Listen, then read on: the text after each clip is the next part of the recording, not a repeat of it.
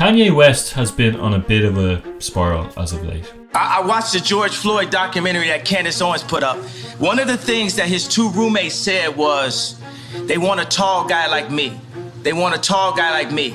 And the day when he died, he said a prayer for, 8 minutes. He said a prayer for 8 minutes. They hit him with the fentanyl. If you look, the guy's knee wasn't even on his neck like that. For the select few who may not know who he is, Kanye is a music producer, rapper, songwriter, fashion designer and former billionaire. Very few people argue that Kanye isn't one of the best producers the music world has ever seen. People should bow down to his musical genius. I don't think anyone would debate me on that. However, the former husband of Kim Kardashian has said a ton of shit lately that has been, let's just say, a bit insane. Now, it's not the first time Kanye has put his feet to the fire. In fact, there are many examples of his ignorance over the years. In 2013, West was widely rebuked by the human rights groups for performing in Kazakhstan, which was at that time one of the poorest human rights records in the world, at the wedding of an authoritarian president, Nazarbayev's grandson. In February 2016, West would also embroil himself in more controversy when he posted a tweet asserting Bill Cosby's innocent in the wake of over 50 women making allegations of sexual assault towards Cosby. And who can forget the most disgusting controversies of them all up to this point?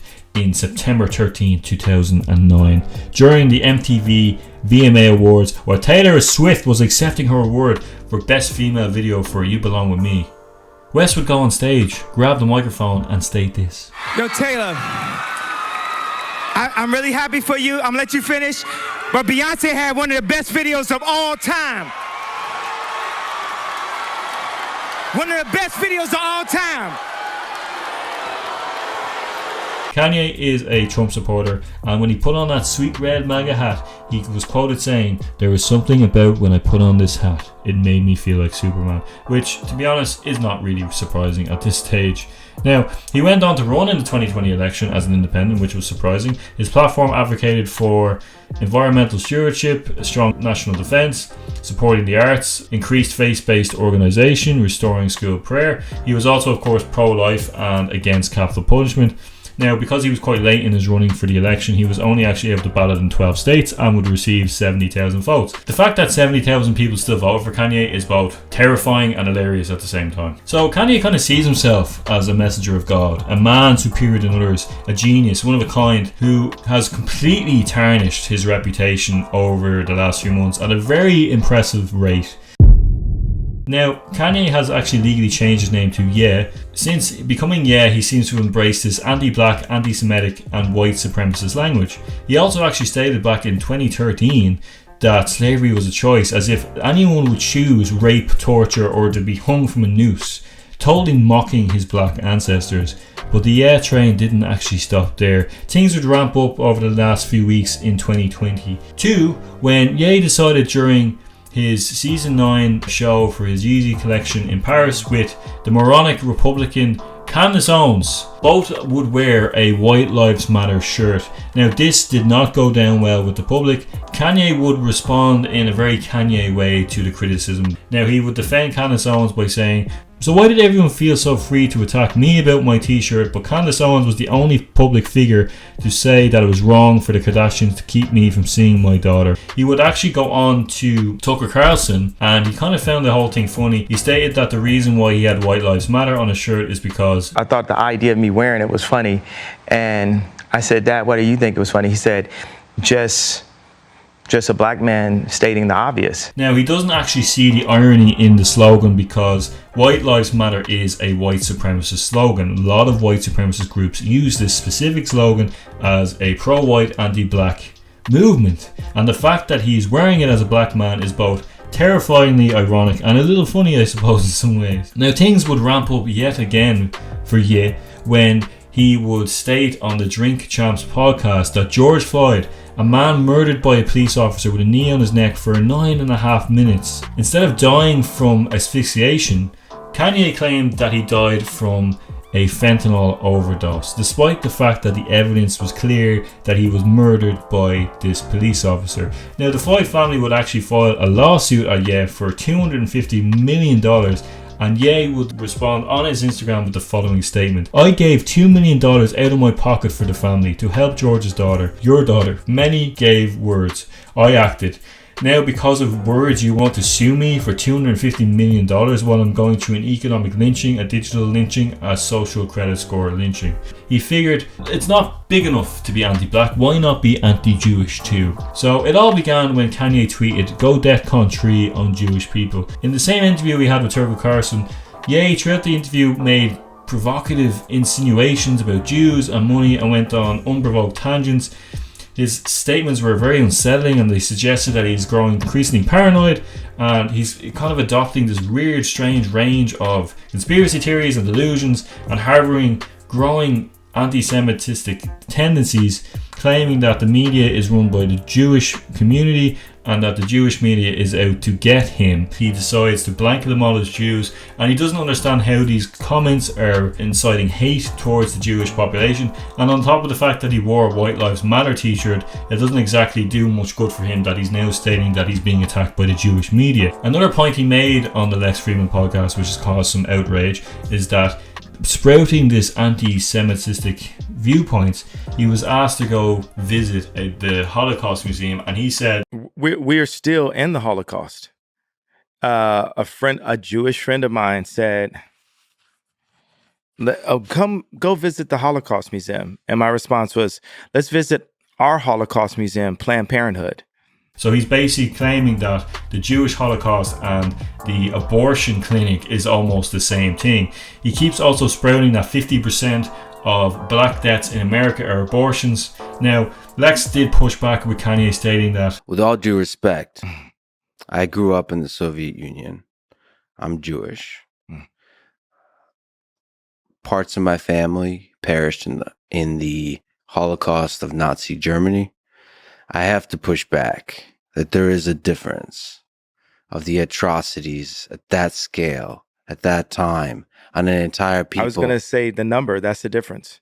It's not the number. Because 6 million, well, also, African Americans are actually Jew also, the lost tribe of I can Israel. push back on that too. Okay. the amount of pain and horror that Kanye is bringing up through these disgusting comments makes no sense. Now, the statistic that 50% of all murders, in his opinion, are abortions does not seem to hold up. I could not find any evidence of that statistic. A lot of women actually die in the black communities through childbirth or complications with pregnancy, more so than abortions that actually happen in America. It wasn't until Adidas, after days and days of public scrutiny, decided to pull one of the biggest deals Kanye had, which was a contract that was an estimated total worth of 1.5 billion, which gave him his billionaire status. Now, he would go on to apologize for his statements about George Floyd, stating, And I question the death of George Floyd. It hurt my people. It hurt the black people. So I want to apologize to hurting them, because right now God has shown me by what Adidas is doing and by what the media is doing, I know how it feels to have a knee on my neck now.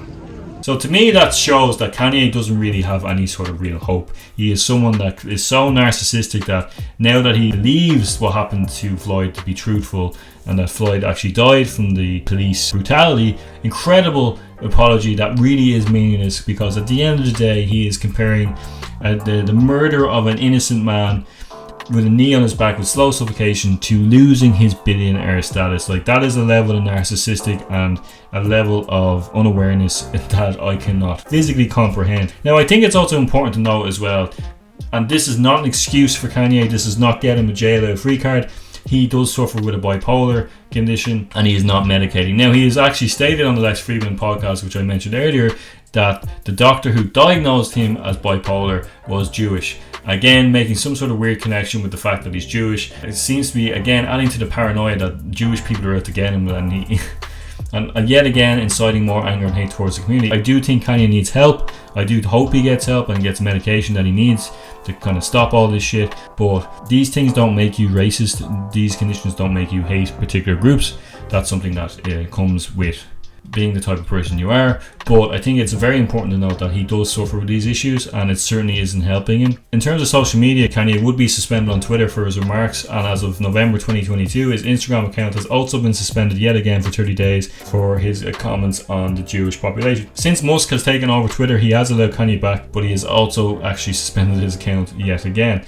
So Kanye's attacks on the Jewish community are disgusting and dangerous. His claims that the Jewish media are out to get him and using examples of people who wronged him in his life being Jewish is sparking unnecessary hate towards that group. He doesn't understand, because of his popularity, that he has some responsibility to his fans, because those who see him as a godlike figure will listen to him and will take what he says as pure and utter fact. He claims he's under attack instead of the fact that his words have consequences which he is now feeling, but he's not capable of changing or seeing the hate he is spreading. It's quite sad, and it will cause harm, and a lot more than just losing his billionaire status. Hopefully the white supremacists piss off and understand that Kanye is just deluded rather than perhaps racist. To the people that do enjoy Kanye and enjoy his music, nothing wrong with liking his music. I like his music, but you know, if you do follow what he says and you do think what he says is somewhat true, do your research and, you know, be sure to have an opinion that isn't just based off purely what someone thinks. Don't listen to what one guy thinks. Don't listen to what I think if you don't want to. You don't have to agree with my opinion. But let me know in the comments down below what you guys think. Do you think Kanye is just simply losing his mind from not being medicated? Do you think that excuses his behavior? Do you think that he has any sort of point in any of the points he is making? What do you agree with me on? What do you not agree with me on? I don't think we should be giving him the time of day. I don't think he deserves to have these long form interviews. Personally, I think his viewpoints are too harmful. I don't think censorship is the answer, but I just don't think the media should give him the attention he's getting. But unfortunately, like everything in media, if it's controversial, if it's out there, media will share it to get those clicks, to get those likes, to get that money. Now you could argue I'm doing the same thing, but anyway, let me know in the comments what you think down below. As always, thanks so much for subscribing and liking and sharing my videos. Always means a lot, and it really does mean a lot when people make the time to watch my videos. I do, as always, I say this in every video, I do enjoy making them, and I do appreciate anyone that is willing to sit down and watch my videos. So thanks so much, and if you haven't subscribed yet, I would please consider it. It's free. You can either watch my content or not watch it, but it would mean the world to me, and you know, tell everyone you know. So that's it, guys. As of recording this, I haven't seen any new Kanye updates, but I'm sure by the time this video releases that there'll be weird, crazy, wacky things going on. So thanks so much for watching, guys. I'll see you in the next video. Peace out.